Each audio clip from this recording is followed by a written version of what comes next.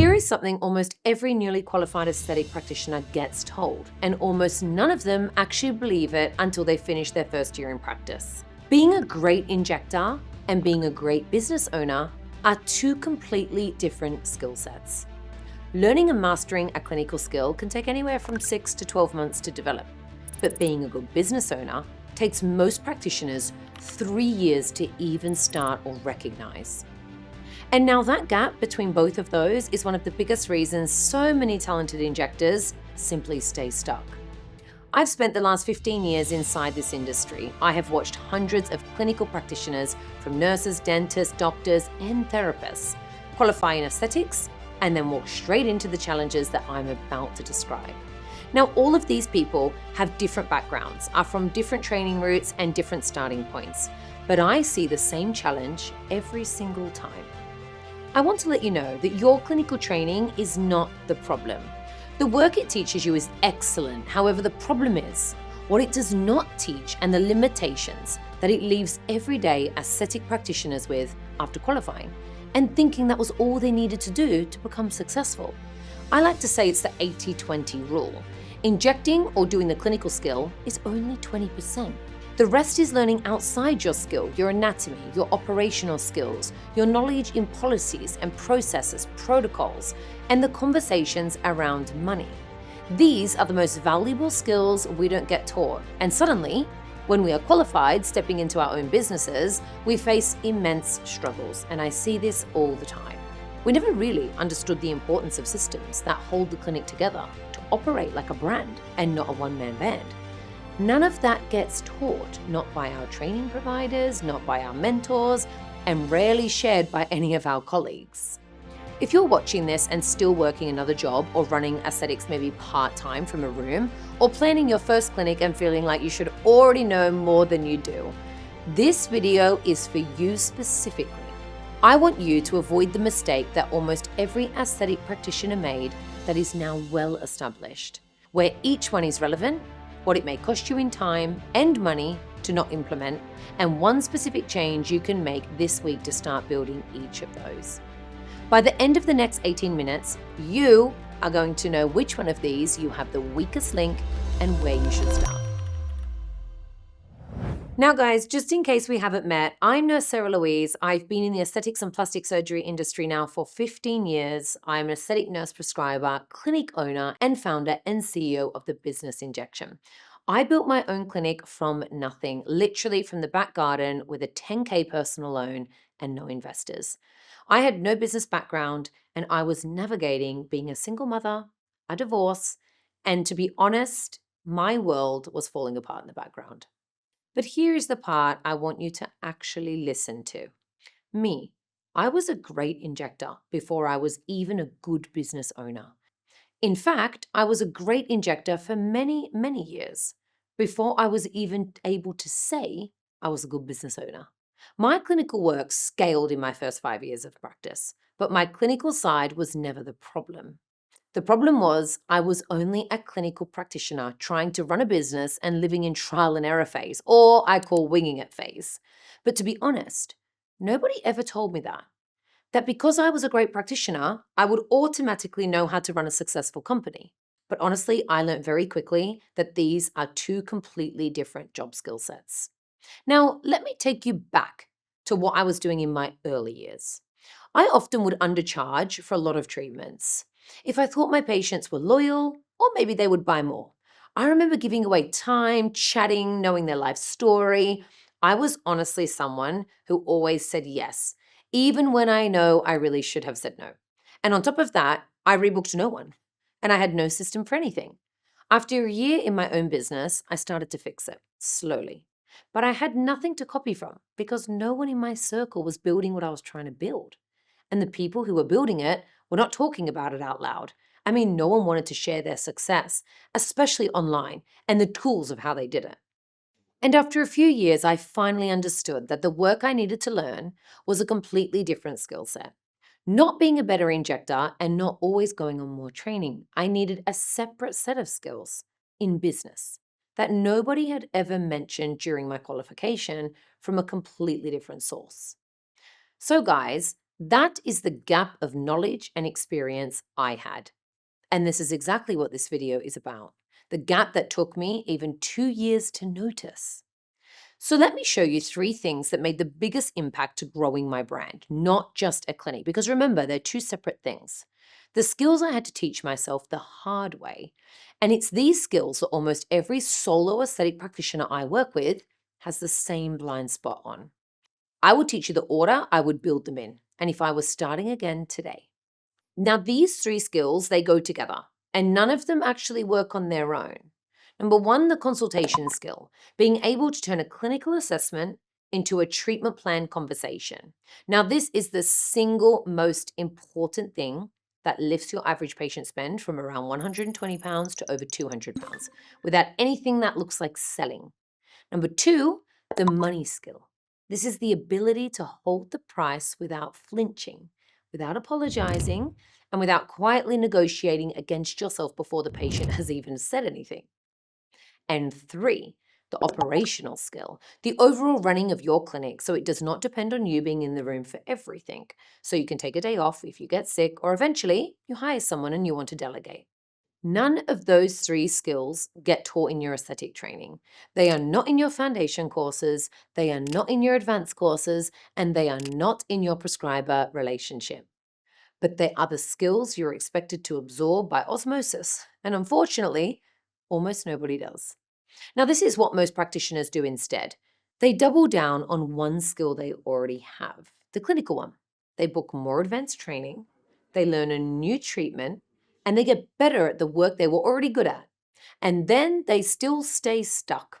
Because, let's face it, no amount of clinical excellence fixes a missing business skill. Now, let me show you each one broken down.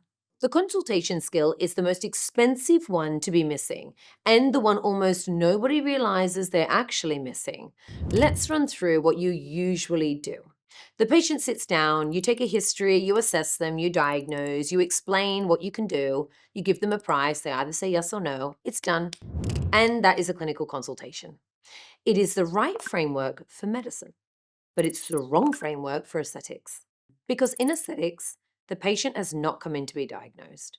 They have come in for a result or a solution. They want to look different, feel different, carry themselves differently in their life.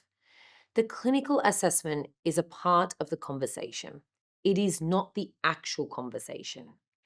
And when you run a clinical style consultation in aesthetics, 3 things happen at once.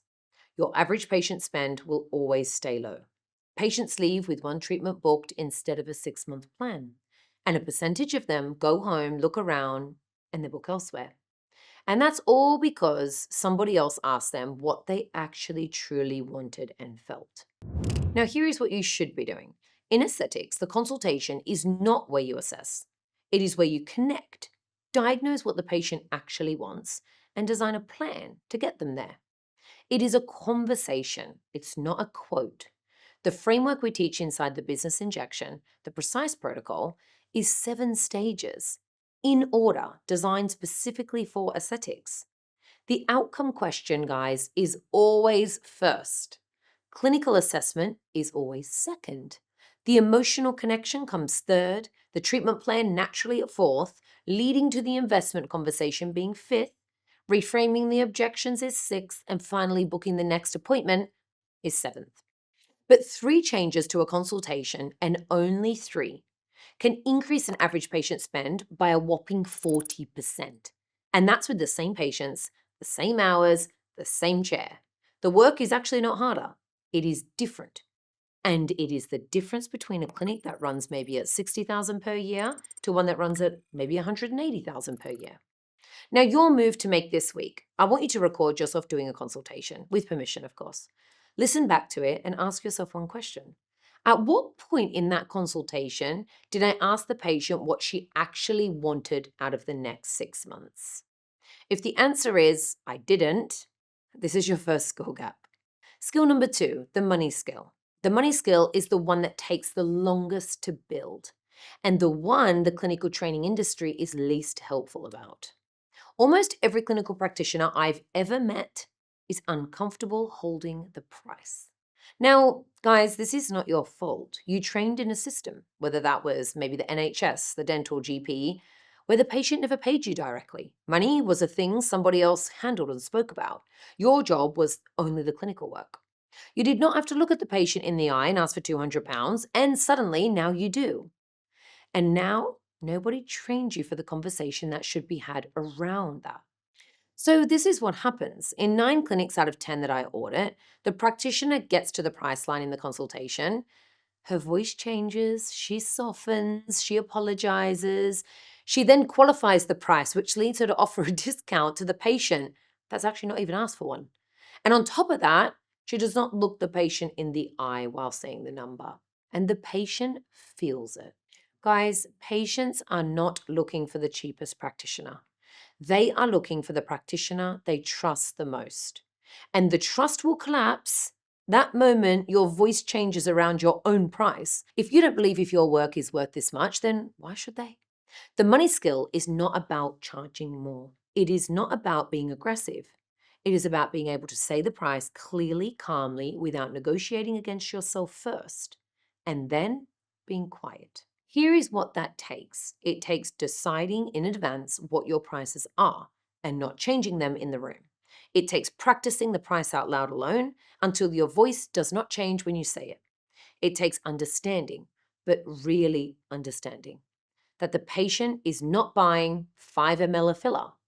They are buying a year of looking and feeling the way they want to look and feel, and the price should always reflect that value. If you cannot hold the price, you cannot raise the price. And if you cannot raise the price, your business has a very hard ceiling, somewhere around 40 to 60,000 pounds a year for a solo practitioner. And you will hit that ceiling and stay there until something gives. So, your moves to make this week. Write down your prices, all of them, on one page, and you should know them off by heart anyway. Read each one out loud 10 times until your voice does not change when you say it. That is the smallest possible version of building the money skill, and it will change how the next consultation even feels for you. Skill number 3, the operations skill.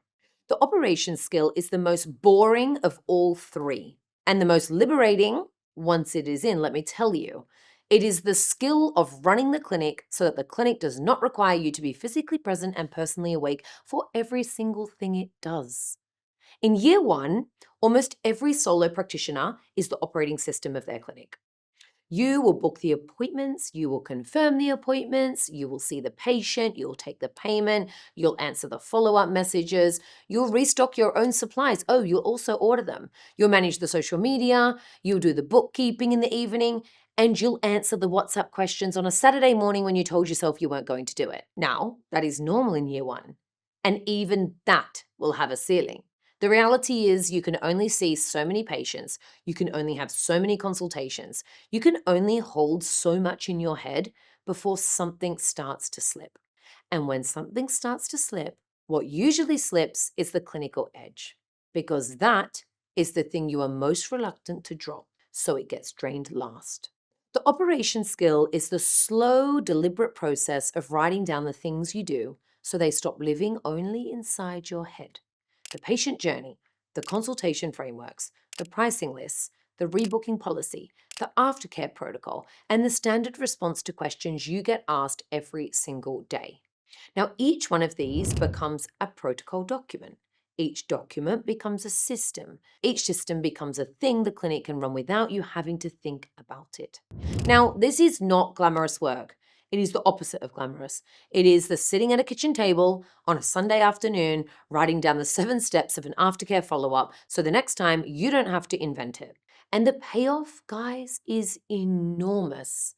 Because once the operation skill starts to compound, you can take a Friday off.